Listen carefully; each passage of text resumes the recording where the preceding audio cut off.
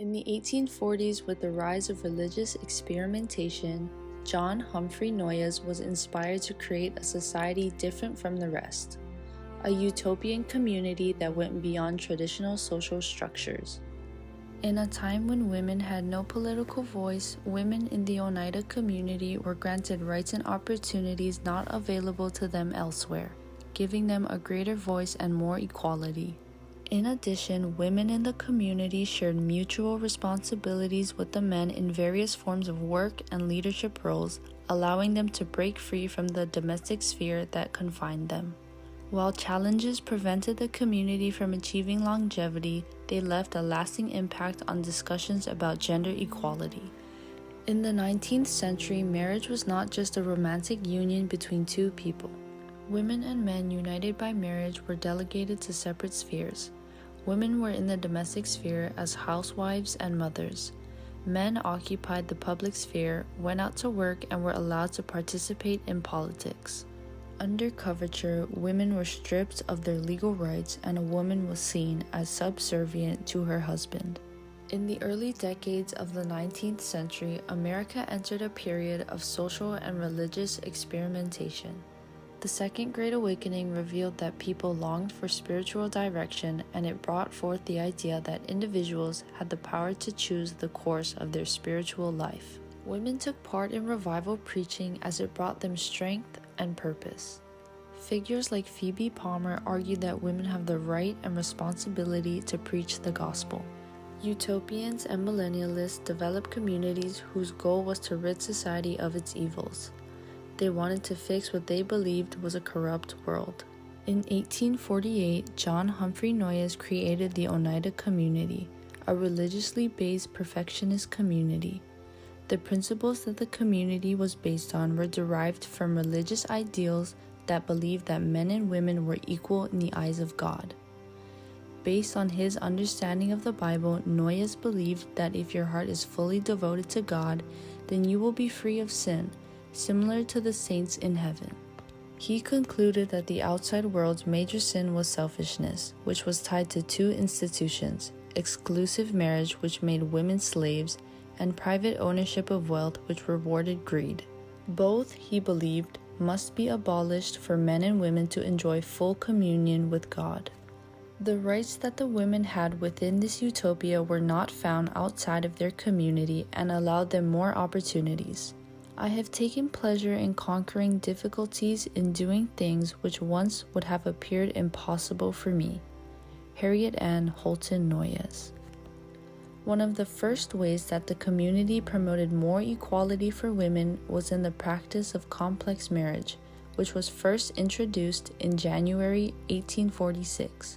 First, complex marriages made women equal partners, which was not the case legally at that time. It also eliminated the common practice of women being involuntarily entered into marriage due to political, economic, or social pressures. The focus on both psychological and formal equality between genders in marriage was particularly empowering. Another way women were more liberated was through their clothing. The traditional attire of the time, corsets, crinolines, and bustiers, was highly confining. Gowns operated as shackles.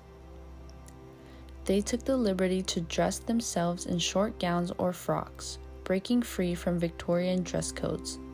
One of the women, Mrs. E.S. Miller, was first seen attired in a short dress and trousers for general wear in 1851. Other women saw this and were inspired to adopt the same style of dress. In addition, all the Oneida women bobbed their hair because short hair was more logical, as it was practical and saved time spent on hairstyling. Additionally, women were released from sole responsibility for child rearing. When a child reached 12 to 18 months, they became the mutual responsibility of the community. This system had many benefits, but most importantly, the women were free to pursue other projects and had more time for self-improvement or leisure pursuits. Alice Ackley, a community mother, stated, "I appreciate the opportunity community responsibility for child rearing affords me of not only joining in public work, but of self-improvement and going home to God every day. The community implemented a system of work rotation which freed women from the constraints of domestic roles. While women held responsibilities that were essential to the community's daily functioning, no one was forced into a job more or less permanently. Instead, men and women rotated in and out of jobs. More importantly, there was a job rotation across gender lines. Men did traditionally women's work and women did men's work. Men worked in the kitchen and the laundry while women did traditional men's work like light manufacturing, publishing, and accounting. While certain jobs remained divided along gender lines, for example, clothes making and darning for women and heavy-duty manufacturing for men, women participated in a wide range of community work. Many women also held important managerial positions. They had their own organization for the management of their particular departments of business. The community's governance included 21 standing committees and 48 administrative departments, covering nearly every aspect of daily life. These departments ensured that the community operated smoothly. The women had equality with the men who served on these committees and shared in all activities. To give women authority over their reproductive decisions and avoid unwanted pregnancies, the men were responsible for practicing what they termed male continence. This was their form of birth control, which involved avoiding seminal emission during intercourse or after withdrawal. This practice required a great level of self-discipline, making its effectiveness especially impressive. For women, this meant they were not under the sexual domination of men. Their sexual satisfaction was emphasized over the male, and they were not responsible for birth control. Even by today's standards, this can be seen as progressive for women. While men and women in the community were enjoying the utopia, Oneida had its critics. After the Civil War, conservative critics, including Presbyterian minister John Mears, campaigned against the commune.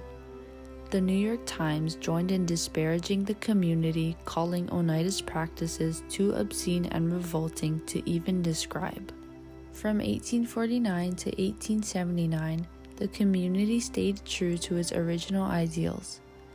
In 1876, when John H. Noyes handed over leadership to his son, Dr. Theodore Noyes, problems began to occur. He led with authoritarian leadership, causing resentment within the community. In 1879, due to hostility from surrounding communities, John Noyes abolished complex marriage. Many members quickly got married but struggled to adjust to their normal style of living. Furthermore, the community faced episodic ridicule by the public for its shameful immoralities and impure and shocking practice. By January 1881, the Oneida Community officially transitioned into a business called Oneida Community Limited, ending the religious communal living experiment. Women in managerial positions lost their authority and were now expected to marry traditionally, with little say in reproductive decisions and the expectation to bear children according to their husband's wishes.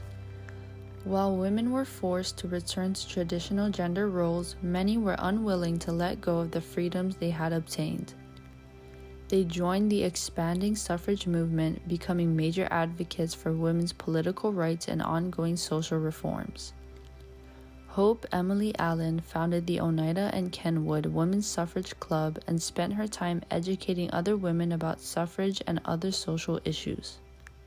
Eleanor Kellogg Herrick was the first woman to serve on the Board of Supervisors in Madison County, was chairman of the Welfare Committee, and regional director of the National Labor Relations Board.